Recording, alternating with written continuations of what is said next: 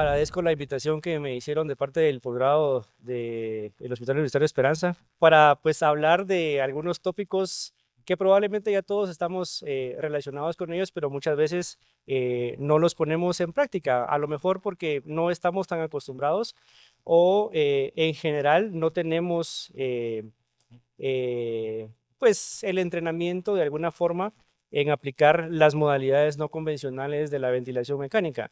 Realmente no son conceptos relativamente nuevos, pero de alguna manera son conceptos que de alguna forma tenemos que repasar para poderlos aplicar cuando se presente la oportunidad de poderlo hacer.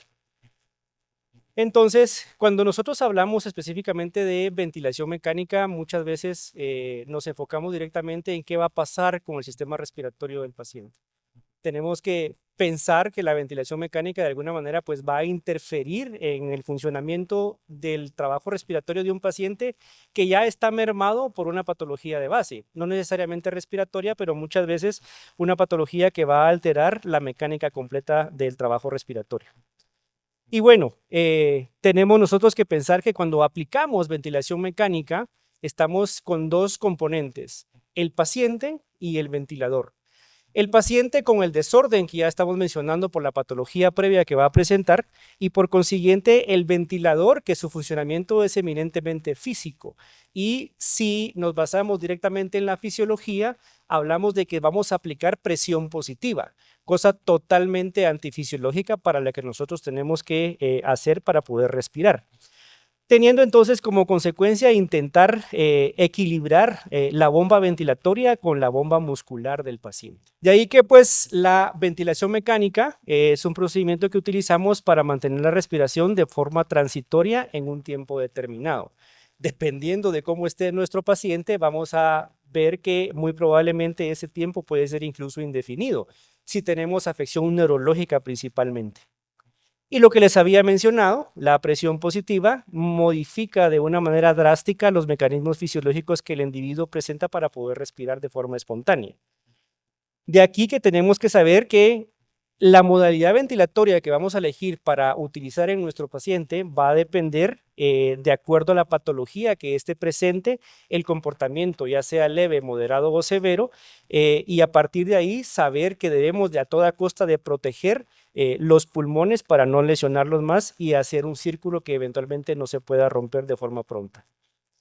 Además, el entendimiento de la patología que el paciente presente va a reducir las complicaciones y las interacciones adversas que existen entre el ventilador y el paciente, teniendo también que entender que estas modificaciones fisiológicas se van a alterar un poco más cuando la ventilación mecánica se da de una manera prolongada o de una manera no adecuada. Entonces, cuando hablamos de qué buscamos en un paciente que le aplicamos una ventilación mecánica, independientemente cuál sea la modalidad, los principales objetivos serían tener un adecuado intercambio gaseoso y tener un costo de energía aceptable. Entonces, si yo aplico una modalidad ventilatoria que se adapte a las necesidades del paciente, voy a lograr con eso perfundir la célula a todo nivel y tenerla bien oxigenada. Esto me va a reducir el consumo metabólico de oxígeno a todo nivel y por consiguiente, muy probablemente vamos a tener menos tiempo de ventilación mecánica. Entendemos entonces que mantener y restaurar un volumen tidal de una forma rápida va a hacer que esta recuperación vaya en el proceso de acortamiento de tiempo, reducir el trabajo respiratorio intentando que la modalidad ventilatoria sea la que el paciente realmente necesita y con eso tenemos como resultado final la adecuada oxigenación tisular. Pero para hablar específicamente de por qué razón tenemos alteraciones en la mecánica del paciente, en la mecánica ventilatoria del paciente, aplicando la ventilación mecánica, tenemos que recordar algunos conceptos fisiológicos. Aquí no vamos a tener una clase directa de fisiología, pero probablemente algunos términos que sí son necesarios recordar. Tenemos entonces las fuerzas resistivas y las fuerzas estáticas. Esto, obviamente, las fuerzas resistivas nos hacen saber de que tenemos una oposición de toda la vía aérea, incluyendo el circuito del ventilador, el tubo endotraqueal y obviamente la vía respiratoria superior al flujo de aire que va a introducir el ventilador. Esto se traduce en cambios de presión sobre cambios de flujo específicamente. Y las fuerzas estáticas es la oposición que hace el pulmón a ser inflado por el flujo que estamos dando. Entonces, esto se traduce en cambios de presión sobre cambios de volumen y en conjunto vamos a tener la presión máxima de la vía aérea. Hablamos entonces que a tener estas fuerzas vamos a provocar presiones. Entonces tenemos que entender que las presiones que más nos interesan son la presión atmosférica, la presión pleural y la presión alveolar. La presión atmosférica, pues obviamente todos sabemos a nivel del mar, una atmósfera de presión 760 milímetros de mercurio, y conforme vamos alejándonos o vamos subiendo, ganamos altura, vamos a tener menos presión atmosférica. Guatemala capital está alrededor de 1500 metros sobre nivel del mar, entonces estamos más o menos con un valor de atmosférico de 640 milímetros de mercurio. El 21% por supuesto que va a ser menor y por consiguiente tenemos que saber que esa menor concentración de oxígeno nos va a modificar algunas variables principalmente en la interpretación de la oxigenación de nuestro paciente.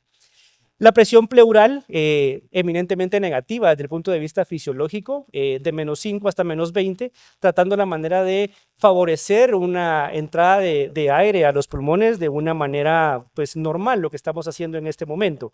Y la presión alveolar nos sirve específicamente para mantener distendidos los alveolos. Al estar distendidos los alveolos en una patología, independientemente cuál sea, pues logramos un adecuado intercambio gaseoso y por consiguiente vamos a empezar a mejorar la oxigenación a todo nivel. Vamos a empezar a mejorar los valores probablemente muy altos de dióxido de carbono que se van a presentar en los pacientes. A partir de estas presiones, nosotros tenemos que saber que necesitamos determinar cuánta fuerza necesitamos para mover o distender los alveolos y por consiguiente insuflar el pulmón y cuánta fuerza necesitamos para poder distender la caja torácica. Esto se hace más evidente y más importante cuando tenemos un paciente obeso, un paciente que es eventualmente extremadamente delgado, porque si aplicamos las mismas fuerzas probablemente vamos a provocar muchísimo más daño o en el caso de los pacientes obesos, si aplicamos una fuerza muy pequeña vamos a tener siempre procesos de hipoventilación. Entonces, entendemos que tanto en la ventilación espontánea como en la ventilación mecánica, la presión transpulmonar va a ser determinante por la inspiración que le estemos dando al paciente y la distensión de los alveolos. Entonces, ¿qué es lo que tenemos que hacer? Tenemos que intentar saber cuál es la presión que vamos a utilizar para distender la pared torácica y cuál es la presión que vamos a utilizar para distender los pulmones. Esto lo vamos a lograr a través de la presión esofágica. Entonces, la presión esofágica no es más que colocar un dispositivo tipo una sonda nasoesofágica o oroesofágica, que esto tiene un balón en la punta y esta detección con cada ventilación que le vamos a dar al paciente nos va a dar un parámetro y esto va a ser la diferencia que nos va a decir qué fuerza necesitamos para distender los pulmones y qué fuerza necesitamos para distender la caja torácica. Entramos entonces. La ventilación mecánica puede ser de bucle abierto y de bucle cerrado. Bucle abierto normalmente son las modalidades convencionales que nosotros tenemos y con las que estamos más familiarizados. Presión control, volumen control. Las modalidades de bucle cerrado se basan específicamente en que el ventilador sensa y capta una variable del paciente. Puede ser la presión o el volumen que le estemos dando y modifica todo lo demás para tratar la manera de que se adapte de mejor forma y no tengamos tanto daño a nivel pulmonar. Nosotros estamos acostumbrados a este tipo de bucles, el bucle de flujo y el bucle de volumen. En ventilación convencional son bucles esenciales para saber cómo está la mecánica ventilatoria de nuestro paciente. En la ventilación no convencional no es que no sean esenciales, pero de alguna manera la máquina, el ventilador, nos ayuda a que esta aplicación de los parámetros del ventilador se adapte de mejor forma, disminuyendo con eso las afecciones pulmonares que provoca la misma ventilación mecánica. Entendemos entonces que los sistemas de bucle cerrado van a utilizar algoritmos que ajustan la ventilación, se basan en la respuesta del paciente y optimizan la sincronía y la seguridad. Operan por retroalimentación. Esta retroalimentación puede ser con maniobras de entrada y maniobras de salida. Dentro de las maniobras de entrada tenemos la distensibilidad pulmonar y la saturación de oxígeno, y las maniobras de salida, la frecuencia respiratoria y la misma presión que colocamos al ventilador. Partiendo de ahí, entonces, ¿cómo funciona? Lo que ya les había mencionado, tenemos un sensor que es el que mide una variable del paciente, ya sea la presión o el volumen, un controlador que va a comparar esa variable que está sensando y la mide para que tengamos un valor deseado, en este caso de presión, para que se ajuste directamente a lo que necesita el paciente, y el actuador que ajusta la salida del ventilador para mantener el objetivo de ventilación.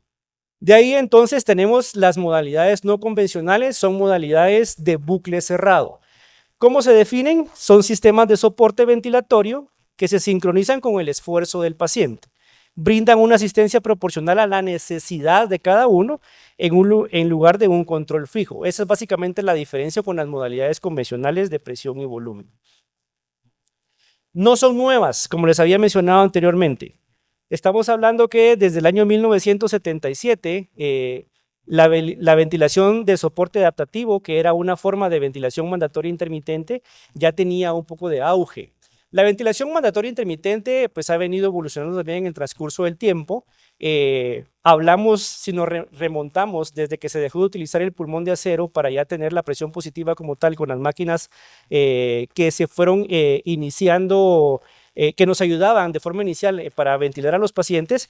La ventilación mandatoria por minuto o la ventilación mandatoria intermitente ha venido evolucionando de tal manera que se daban cuenta los ingenieros biomédicos y generalmente los médicos que se dedicaban a la ventilación mecánica en ese entonces, que la ventilación mandatoria intermitente tenía mucho desfase con el paciente. Si el paciente no estaba totalmente dormido, teníamos demasiada lesión pulmonar por desfase con los pacientes, entonces se le agregó la S. Teníamos entonces a partir de ahí la ventilación mandatoria intermitente sincrónica, que de alguna manera podría llamarse una ventilación de bucle cerrado, pero pues no.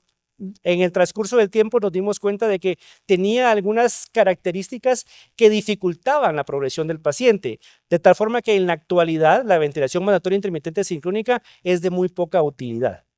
Hacia 1987 ya teníamos el aparecimiento del APRB, una modalidad que invertía la relación, S1-2, 1-3, se volvía totalmente opuesto a tener 4-1 o hasta 8-1, que lo vamos a ver también más adelante. Y en el año de 1994 ya la ventilación de soporte adaptativo arrancó de una manera más proporcional, de tal forma que en 1998 ya fue utilizada como la única modalidad en Europa que provocaba un mejor resultado en pacientes con mucho distrés respiratorio, y en el año 2007, casi 10 años después, se empezó a utilizar en Estados Unidos. A raíz de estos cambios que hubo en Estados Unidos, ya se empezó a hablar de la ventilación adaptativa proporcional y la ventilación con soporte de presión, que de alguna manera también eran sistemas de bucle cerrado que ayudaban y favorecían la progresión más rápida en los pacientes que tenían SDRA. No fue hasta el año 2020, pues obviamente con la pandemia, con pacientes que presentaban distrés respiratorio importante y con características que no eran a las que estábamos acostumbrados, empezamos a hablar más del APRB, empezamos a hablar más del B-Level. Alguna literatura dice que APRB y B-Level vienen siendo lo mismo. Vamos a ver algunas diferencias para que no nos confundamos. Y pues no fue en el desarrollo y en el transcurso de la pandemia que logramos adaptarnos nosotros como tratantes a utilizar las modalidades no convencionales de una manera no tan liberal, pero sí de una manera más frecuente, y que esto nos ayuda de alguna forma a sacar más rápido a los pacientes con distrés respiratorio importante. Y en la actualidad, pues básicamente depende del conocimiento que tengamos de las máquinas o de los ventiladores que tengamos para tratar la manera de aplicar este tipo de modalidades. Entonces, ¿cuáles son las ventajas de aplicar las modalidades no convencionales? Mayor sincronía del paciente con el ventilador, reducción del trabajo respiratorio, mayor comodidad del paciente. Esto significa que no vamos a tener mucha sedación y preserva los mecanismos de defensa, importante para disminuir las neumonías asociadas al ventilador. Y las indicaciones, como ya se había mencionado, pues SDRA grave, EPOC exacerbado, dificultad en el retiro de la ventilación y la población pediátrica. ¿Por qué población pediátrica? Específicamente por una modalidad que es la ventilación de alta frecuencia. Fue utilizada en adultos en algún momento, pues ya se está totalmente establecido que no puede ser aplicada en la población adulta. A partir de ahí, entonces, tenemos estos tipos de ventilación mecánica. En la literatura tienen diferentes nombres, pero los que probablemente más se repiten son estas: la ventilación de alta frecuencia, que ya hablamos que está específica para la población pediátrica, el APRB, que es ventilación con liberación de presión de la vía aérea, el PRBC, que es la ventilación con control de volumen regulado por presión, el bilevel o binivel, la ventilación asistida proporcional, la ventilación líquida a través de los perfluorocarbonos, que pues sustituyen el gas por el perfluorocarbono que es líquido. De alguna manera pues tampoco ha tenido mucho auge en la literatura, pero está mencionado, y probablemente lo que viene con mucha fuerza es la ventilación ajustada neuronalmente, o el famoso NAVA. Partimos entonces, nosotros estamos acostumbrados a utilizar las modalidades convencionales: volumen control y presión control. ¿Cuáles son las características de las curvas en este tipo de ventilación? Aquí tenemos la curva de volumen control, donde tenemos en la curva de presión una pendiente importante para luego tener una decreción brusca, y esto pues de alguna manera nos hace perder el control de la presión, ¿sí? Y en la modalidad de presión control tenemos en la curva de presión, aplicamos la presión establecida en el ventilador y se mantiene por un tiempo determinado para luego tener una decreciente de forma brusca o súbita. Esto nos asegura que la presión va a ser la que nosotros colocamos en el ventilador, pero no nos determina qué cantidad de volumen estamos dando. Entonces, son como los bemoles que de alguna manera tienen las modalidades convencionales. No es que no funcionen, simplemente que debemos de saber de que a veces sacrificamos una cosa por otra, intentando aplicar cualquiera de las dos modalidades. ¿Cuál es el fundamento entonces del APRB? Una presión alta prolongada, un atrapamiento aéreo que puede ser increciendo, que puede ser en aumento, la liberación de la presión, la relación inversa y la respiración espontánea. Básico para que se dé una adecuada oxigenación. Entonces, en cuanto a presión alta prolongada, aplicamos una presión alta, que en este caso va a ser la presión 1, durante un tiempo largo, un tiempo determinado que va a ser la del tiempo 1, para mantener los alvéolos abiertos y mejorar con ello la oxigenación. La liberación de presión es básicamente una liberación rápida y breve de la presión, que va a ser la presión 2, durante un tiempo corto, que va a ser el tiempo 2, para permitir una buena exhalación y evitando así el desreclutamiento alveolar. Aquí, comparándolo con las modalidades convencionales, probablemente esto sea como el PEP que colocamos en las modalidades convencionales. Y la respiración espontánea es importante, ya que el paciente respira en cualquier momento del ciclo y va a ayudar a disminuir el trabajo respiratorio y pues obviamente las lesiones diafragmáticas. El objetivo con los sistemas de bucle cerrado y modalidades no convencionales es que el paciente no tenga deterioro de los músculos de la respiración, que el diafragma se mantenga activo en todo momento para favorecer la progresión de la ventilación cuando se resuelve su patología. La relación inversa, como les había mencionado, 4:1, incluso hasta 8:1, y por supuesto el atrapamiento aéreo, que va siendo progresivo para mejorar y aumentar la presión media de la vía aérea, crucial para mejorar la oxigenación. Y en cuanto a los beneficios, pues obviamente mejora la oxigenación, promueve una respiración espontánea y nos evita darle más daño al paciente. Algunas consideraciones a tomar en cuenta cuando aplicamos APRB: la efectividad va a depender de la programación y del tiempo de aplicación. ¿Por qué de la programación? Yo, si no respeto los parámetros de protección pulmonar, muy probablemente voy a causar muchísimo más daño. Y si yo detecto un paciente que es candidato para APRB, pero le aplico una modalidad convencional de forma inicial y en el transcurso del tiempo veo que no mejora, y se me ocurre pasarlo a una modalidad no convencional, muy probablemente ya no va a ser tan efectiva. Si yo detecto un paciente que tiene SDRA en etapas iniciales muy probablemente se va a beneficiar si le aplico una modalidad no convencional, en este caso la PRV, para tener mejor expectativa en cuanto a disminución del daño pulmonar y por consiguiente reducir infecciones, tiempo de ventilación mecánica, estancia hospitalaria. Fundamental, una exhalación adecuada.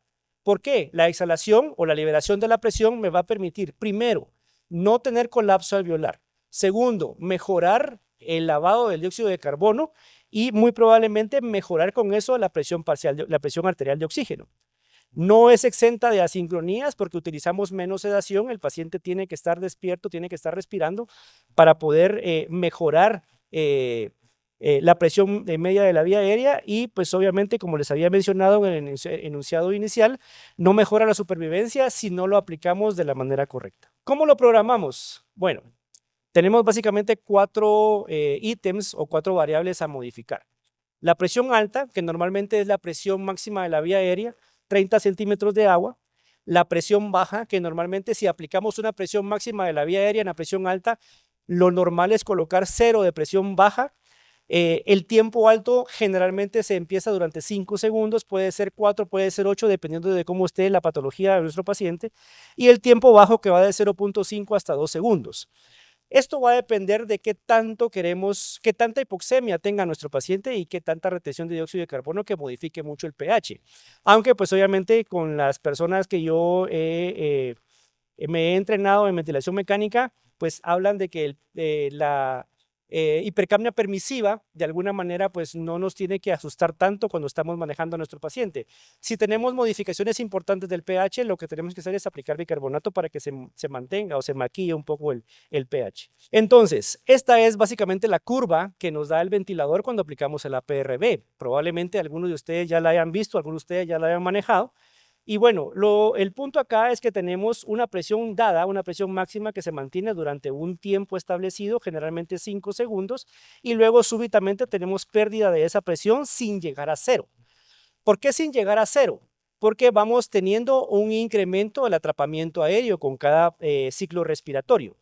En la curva de abajo ustedes pueden ver la curva de flujo. Esta es básicamente la respiración del paciente y aquí se aplica la liberación de la presión. Se hace como es liberación de presión, es una curva negativa, por consiguiente alcanza su punto máximo y esta curva, esta línea, no llega al punto 0, sino que se queda antes. Eso se traduce en atrapamiento aéreo y esto conforme se vaya haciendo cada ciclo respiratorio debería ir aumentando y por consiguiente me está dando a entender de que estoy oxigenando de mejor forma y estoy evitando el colapso alveolar. ¿Cuál es entonces la evolución que ha tenido el APRB en los últimos 30 años? Bueno, empezamos intentando tener una liberación de presión baja, tratando la manera de que no se colapsaran los alveolos. Posteriormente hablamos de aumentar el tiempo bajo para tratar la manera de mejorar el tiempo que teníamos para hacer el intercambio gaseoso. Y de algunos estudios sacaron que tener un tiempo de liberación muchísimo más prolongado favorecía el atrapamiento aéreo, pero pues en estudios recientes ya nos dimos cuenta de que no. Normalmente si nosotros manejamos una liberación de presión muy prolongada, tenemos mucho desreclutamiento alveolar. Por consiguiente, una liberación de presión que no vaya más allá de 1 o 2 segundos es lo que se recomienda actualmente para mantener una buena oxigenación y un buen intercambio gaseoso. Entonces, aplicando directamente el APRB en pacientes con distrés respiratorio moderado o severo, tenemos un incremento importante del PAFI, un incremento importante del índice en el tiempo y que probablemente es lo más significativo desde el punto de vista estadístico. Tenemos también un descenso importante del dióxido de carbono, aunque no es estadísticamente significativo, pero sí se da nos ayuda a tener un mejor control del dióxido de carbono y por consiguiente nos ayuda a tener un mejor pH y pues mejor acción de vasopresores, mejor funcionamiento de todo el sistema químico del cuerpo y esto pues obviamente nos favorece a la recuperación de una manera más rápida. Si hablamos específicamente en cuanto a comparar el APRB, una modalidad no convencional, con los la ventilación con volúmenes bajos, que pues el Lars Net fue el que nos empezó a hablar de volúmenes bajos en ventilación mecánica en pacientes con SDRA, nos decía de que dar volúmenes bajos mejoraba la supervivencia del paciente porque en el SDRA teníamos 3 tipos de alvéolos. Los alvéolos que estaban normales, los alvéolos que estaban medio llenos y los alvéolos que estaban totalmente colapsados o totalmente llenos. Entonces, si aplicábamos volúmenes convencionales, dañábamos mucho los alvéolos que estaban totalmente colapsados, a veces los reventábamos. Entonces, el APRB viene a disminuir esa lesión pulmonar. Comparando la ventilación con volúmenes bajos con el APRB, en cuanto a presión plató, nos damos cuenta que sí hay una significancia en el descenso de la presión plató. Y si comparamos también lo que había mencionado, el PAFI con el APRB con la ventilación con volúmenes bajos, también tenemos una mejoría importante del índice de Kirk. Además, tenemos un descenso importante en el uso de la sedación. Estos pacientes con SDRA que manejaban PEPs muy altos, que necesitamos tenerlos totalmente dormidos para que no les provocáramos ninguno de los traumas que conocemos, barotrauma, teletotrauma, biotrauma, ergotrauma en este caso, ya con aplicar una modalidad no convencional, ya nos podemos dar la posibilidad de que el paciente no esté tan sedado. En la escala de RAS podemos tener un paciente que puede ser de -1, -2, no necesariamente con eso vamos a provocarle mayor daño y por consiguiente disminuimos el tiempo de la ventilación mecánica. Y en cuanto a la cantidad de medicamentos sedantes que utilizamos, también hay una diferencia importante en cuanto al uso del fentanil, el uso del midazolam y el uso del propofol. Esto en general se traduce en que mi paciente no va a tener mucho delirio secundario al uso de la sedación, va a despertar de una manera más óptima y por consiguiente le voy a provocar un retiro de la ventilación mecánica de una manera más segura. Y probablemente lo más importante es que utilizar modalidades no convencionales, en este caso la PRB, comparado con las ventilaciones con volúmenes bajos, va a hacer de que yo tenga a mi paciente con menos tiempo de ventilación y con eso pues reducir el chance de complicaciones. Si comparamos la modalidad no convencional APRB con modalidades convencionales, esta Forest Plot nos dice de que vamos a disminuir la mortalidad de una manera significativa y también vamos a disminuir el tiempo de estancia en la unidad de cuidado intensivo. Entonces, definitivamente, no es que las modalidades convencionales no se puedan utilizar. Si nosotros consideramos que un paciente es candidato específico para una modalidad no convencional con un sistema de bucle cerrado, deberíamos de aplicarlo para tratar la manera de sacarlo lo más rápido posible. En cuanto a PRBC, ¿cómo funciona el PRBC? El objetivo es que el ventilador administra un volumen tidal que yo voy a programar, ¿sí? Y va a ajustar la presión. La va a ajustar tratando la manera de modificar la presión inspiratoria en cada respiración que el paciente da para tratar la manera de dar un volumen tidal o el volumen tidal que yo programé previamente. ¿Cómo funciona? ¿Cuál es el mecanismo? El ventilador mide el volumen tidal exhalado del paciente y aumenta o disminuye la presión inspiratoria. Con eso alcanzamos el volumen tidal objetivo. Y como resultado, permitimos darle el volumen programado con la presión más baja posible. Entonces, ¿cuáles serían los beneficios? Tenemos buena protección pulmonar, buena adaptabilidad del paciente al ventilador, aquí sí, del paciente al ventilador, mayor sincronía y mucha más versatilidad en cuanto al manejo de patologías que eventualmente necesitarían que un paciente esté totalmente dormido o totalmente sedado para aplicarle la ventilación mecánica.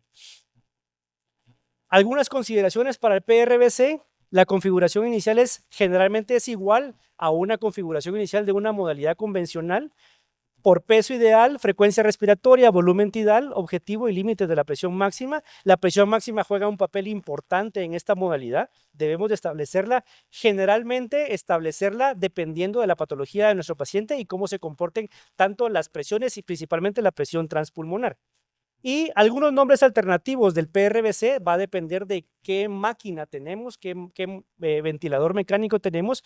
Puede ser, no necesariamente lo vamos a encontrar como PRBC, sino como ventilación por presión adaptativa o control de volumen plus. ¿Cómo lo programamos? Como les había dicho, pues básicamente como que fuera una modalidad convencional, volumen tidal objetivo, frecuencia respiratoria, presión inspiratoria máxima, fracción inspirada de oxígeno, presión positiva al final de la expiración y el trigger. El trigger es importante, básico, porque yo necesito tener muy poco trigger, porque la sensibilidad tiene que estar muy baja en la máquina, en el ventilador, para que el esfuerzo del paciente no sea demasiado y por consiguiente se adapte de mejor forma. Esta es la comparación de las gráficas, una gráfica de presión, flujo y volumen en una modalidad convencional con una ventilación dada específicamente por el ventilador. Aquí, ¿qué es lo que queremos demostrar? Lo que queremos demostrar es que si el paciente está despierto y utiliza sus músculos de la respiración con la ventilación mecánica adaptativa, vamos a mejorar la fuerza con la cual el paciente va a utilizar esos músculos de la respiración y en el transcurso del tiempo esta fuerza de los músculos de la respiración se va a hacer cada vez mayor y va a utilizar menos la fuerza que está dando el ventilador para poderlo oxigenar. Por consiguiente, esto favorece que lo podamos sacar más rápido del ventilador. En un modelo por computadora, en un simulador, nos damos cuenta de que aquí es un paciente pasivo, en la cual pues tenemos todas las curvas, como normalmente lo vemos en el ventilador, pero la presión muscular no se da.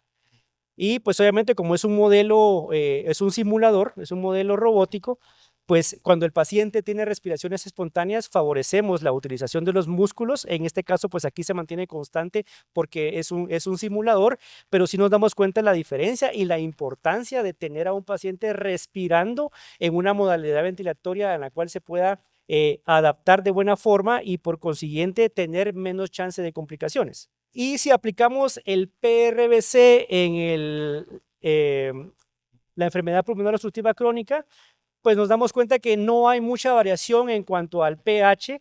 Sí hay una variación en cuanto al lavado de CO2 de forma inicial, pero no es estadísticamente significativo. Y probablemente lo que más nos interesa es que sí tenemos una diferencia significativa en cuanto al control de la presión máxima de la vía aérea. Esto reduce de forma significativa el hecho de que tengamos prolongación de la ventilación mecánica. Y si aplicamos el PRBC en pacientes sépticos con diestrés respiratorio o sin diestrés respiratorio, nos damos cuenta que el volumen tidal se mantiene siempre, ya sea de forma inicial a las 12, a las 24, a las 36 y a las 48 horas de aplicado, no teniendo diferencia en cuanto a si el paciente tiene diestrés respiratorio o no.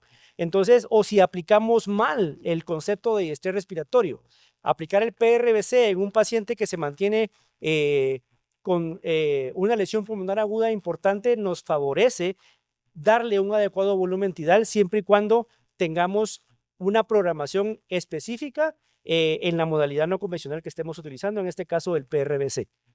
Y el B-Level, pues obviamente son dos niveles de presión, se conoce también como BPAP, puede aplicarse en ventilación mecánica invasiva y ventilación mecánica no invasiva, y pues con pacientes en apnea del sueño, pacientes hipocosos o pacientes con edema pulmonar, dependiendo de cuál sea la característica de la presentación. Pues BPAP y CPAP, ¿cuál será la diferencia? BPAP se puede aplicar específicamente, maneja dos niveles de presión, pues similar, por eso es que la PRB entra en alguna literatura como binivel, tiene una presión alta, una presión baja, y el CPAP es una presión positiva constante de la vía aérea. Entonces el BPAP puede aplicarse en un paciente intubado y en un paciente en ventilación no invasiva, y el CPAP únicamente en un paciente con ventilación no invasiva. ¿Cuáles son sus beneficios? Mejora la oxigenación, reduce el dióxido de carbono, reduce el trabajo respiratorio, hay mayor comodidad para el paciente si está en ventilación no invasiva, y pues obviamente tenemos menores presiones pulmonares.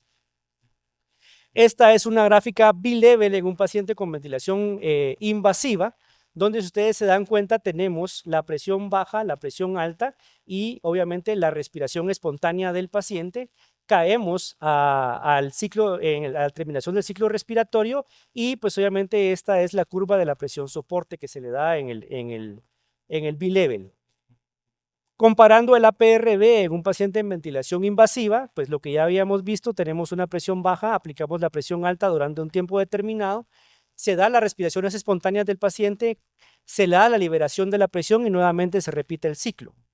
Y La presión soporte específicamente, tenemos una presión alta, tenemos una presión baja, damos la presión soporte, esto nos ayuda a que el paciente haga menos esfuerzo, se termina el ciclo respiratorio y muy probablemente la presión soporte entra con las presiones establecidas en el ventilador y además cuando el paciente no está con una respiración espontánea, probablemente le da también un descanso dándole una presión de soporte.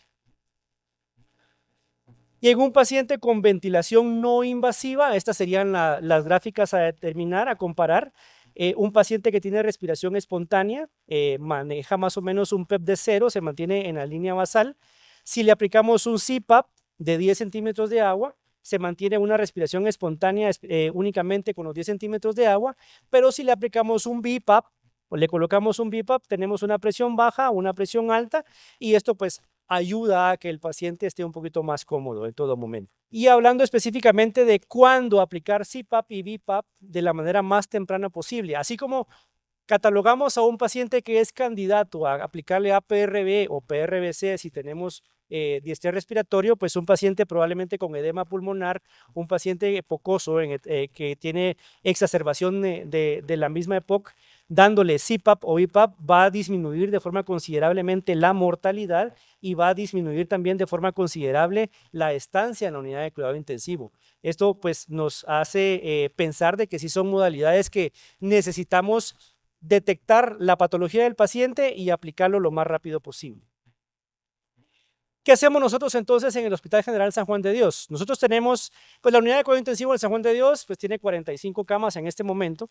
Es la unidad de terapia intensiva más grande de Centroamérica en este momento y estamos manejando un promedio de 70% de pacientes en ventilación mecánica invasiva.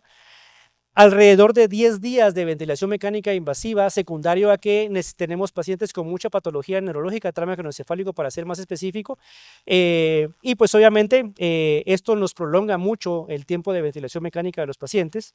La principal causa de ventilación mecánica es el choque séptico de origen abdominal, heridas por proyectil de arma de fuego. La segunda es la neumonía complicada, de estos 10% desarrollan diestrés respiratorio. 3 de cada 10 pacientes con diestrés respiratorio se manejan con modalidad no convencional. Obviamente somos un hospital escuela como ustedes y por consiguiente pues los residentes deben de conocer las modalidades ventilatorias todas y aplicarlas todas en todos los pacientes, pero las más utilizadas son el APRB y el PRBC y pues tenemos una mortalidad global de pacientes en unidad de cuidado intensivo del 30%, una mortalidad general, y de estos 5% son secundarios a estrés respiratorio. Hemos mejorado la mortalidad de pacientes con estrés respiratorio a partir de que empezamos a aplicar modalidades no convencionales. Probablemente pues lo publiquemos más adelante, pero ahorita todavía estamos en el proceso de recolección de datos. Y bueno, aquí esto es un paciente del Hospital General San Juan de Dios, una modalidad no convencional tipo APRB. De ustedes se dan cuenta ahí, tenemos 33 de presión alta, 10 de presión baja, 4 de tiempo alto y 2 de tiempo bajo. ¿Considerarían ustedes que es una programación ideal en un paciente para colocarle APRB? Probablemente no. Probablemente nos estamos excediendo en la presión máxima de la vía aérea y por consiguiente estamos contraviniendo los parámetros de protección pulmonar. Esto pues obviamente siendo un hospital escuela existen este tipo de errores y muchas veces cuando nosotros llegamos en las mañanas a ver lo que pasó en el turno nos encontramos con estas situaciones. Este es un paciente de acá, Hospital Esperanza. Pues manejamos la modalidad de APRB para tal la manera de progresar lo más rápido del ventilador. Si ustedes se dan cuenta, tenemos 25 de presión alta, 5 de tiempo alto. Aquí no se ve reflejado el tiempo bajo, sino que tenemos que cambiar la pantalla para poderlo ver y tenemos 0 de presión baja. Si ustedes se dan cuenta acá, tenemos con esos 25 de presión alta, estamos teniendo más de 800 de volumen tidal. Entonces, estas son situaciones dinámicas como todo en el intensivo y por consiguiente, cuando nos dimos cuenta de que el paciente, empezamos con 30, le habíamos bajado a 25 y ya teníamos una mejoría importante del volumen dado al paciente y por consiguiente empezamos a bajar de una manera más rápida la presión alta. La forma de progresar a un paciente de modalidad no convencional es más o menos el PRBC, el APRB, perdón. Al llegar a menos de 20 de presión alta, probablemente ya lo podemos cambiar a soporte de presión y progresarlo de la ventilación mecánica. Y bueno, Estas son las personas a las que yo les debo el conocimiento de ventilación mecánica en Guatemala, el doctor Gerardo Martínez, mi mentor. Yo soy cirujano, entonces uno en entrenamiento de cirugía, ventilación mecánica, la hago por lo redondo. Entonces, gracias al doctor Martínez, pues yo me involucré bastante y me fascina mucho el concepto de la ventilación mecánica. Y pues he tenido la oportunidad de tener clases con el doctor Alfredo Matos, Marcelo Amato.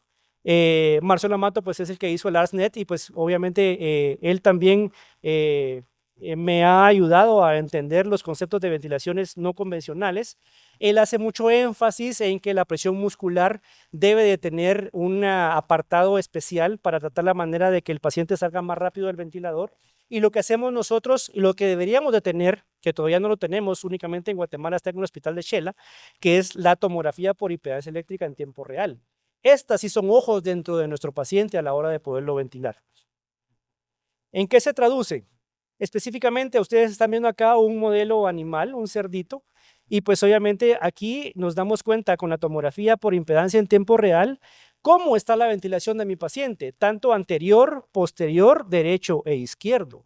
Aquí sí ya podemos nosotros manejar de una manera más segura la forma de ventilar a nuestros pacientes. Y bueno, nos tenemos como parámetros como el driving pressure y todo lo demás que estamos acostumbrados a manejar. Y la ventaja de esto es que si aplicamos una modalidad convencional, la misma máquina nos va diciendo en cuanto a distensibilidad pulmonar, en cuanto a colapso y en cuanto a hiperinsuflación, cuál es el PEP ideal en mi paciente dependiendo de la patología que tenga. Entonces yo ya no tengo que estar haciendo las mediciones, los cálculos matemáticos que normalmente hacemos para poner un PEP ideal y ya la máquina nos lo da.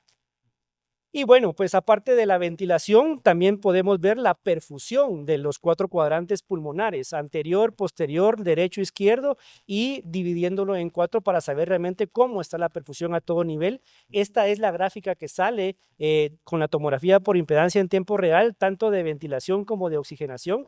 Ahí no tenemos pierde, sabemos nosotros qué estamos haciendo con nuestro paciente y obviamente qué podemos mejorar para mejorar la oxigenación o para mejorar la perfusión. Y bueno, es una explicación del doctor Marcelo Amato de cuando lateralizamos a un paciente y ahí aumentamos la presión máxima de la vía aérea en un lado del tórax, en este caso en el pulmón izquierdo, cómo se colapsa y necesitamos subir el PEP para mejorar esa colapsabilidad del pulmón del lado izquierdo, y al regresarlo pues obviamente ya tenemos un descenso de las presiones y por consiguiente ya reclutamos. Es una forma de reclutar alvéolos de alguna manera que es muy difícil de poderlo hacer de formas convencionales, y de alguna manera pues nos sirve a nosotros para mejorar en tiempo real la oxigenación y obviamente la perfusión. Y esto se los traigo específicamente solo para saber que tenemos la medición de la presión esofágica, que es esta curva roja que ustedes ven acá, y ya con esto me doy una idea de qué tanta fuerza necesito para mover el tórax y para mover los pulmones. Entonces, con eso, obviamente, el pierde o la posibilidad de causar más daño a nuestro paciente se ve reducida casi a cero, y de alguna forma, pues nos hace a nosotros estar más seguros, tener ojos en el paciente para poder ventilar de mejor forma. En conclusión, bueno, tenemos que los modos no convencionales son avanzados en comparación con los convencionales y mejoran la sincronía y facilitan el retiro de la ventilación. Aunque los modos convencionales son los más comunes, los no convencionales ofrecen una protección pulmonar mejorada en pacientes seleccionados y se adaptan a las necesidades de cada paciente. Y la aplicación de las mismas requiere una correcta selección de pacientes y un seguimiento muy cercano, porque esto, como se dan cuenta en el video que yo les puse del paciente de acá, con presión muy baja ya teníamos un volumen tidal bastante elevado, y obviamente pues esto requiere estar en constante evaluación de la mecánica ventilatoria de nuestro paciente. Y bueno, yo siempre he creído que la medicina tiene su ciencia, pero también es lógica. Entonces, si yo tengo el conocimiento necesario e indispensable para poderlo aplicar, ya solo tengo que responder las preguntas que el paciente me está dando con las patologías que tiene. ¿Sí? Muchísimas gracias por su atención.